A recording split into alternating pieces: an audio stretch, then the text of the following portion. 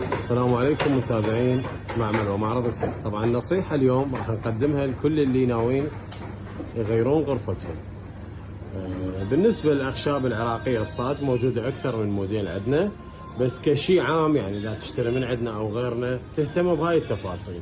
يكون وجه الغرفة المعاكس 5 ملم، 5 ملم صاج مثل ما تشوفون، فراشة 5 ملم فراشة. لف الأبواب زان 4 سنتيم حتى اثناء فتح وسد الباب ما يتاثر المعاكس من هنا. فرش وقبغ بلوك صاج، اهتموا على هاي النقطه لانه البلوك صاج قوي بالنسبه للارضيه وبالنسبه للسقف. وشغله الظهر لازم يكون شرشوبه حتى من تخلون الملابس اذا تعرضت للدفع او شيء ما عليها شيء، يعني يكون فريم براغي. واكيد باقي تفاصيل الغرفه باختياركم، مثلا تاخذها خام حتى تصبغها باللي يعجبك، يعني تصبغها بلون طوف، تصبغها بلون فاتح، تصبغها بلون اوف وايت، هاي حسب ذوق واختيار الزبون.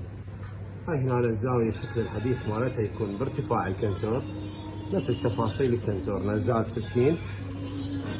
هاي الغرفه راح اشوفكم اياها من بعيد.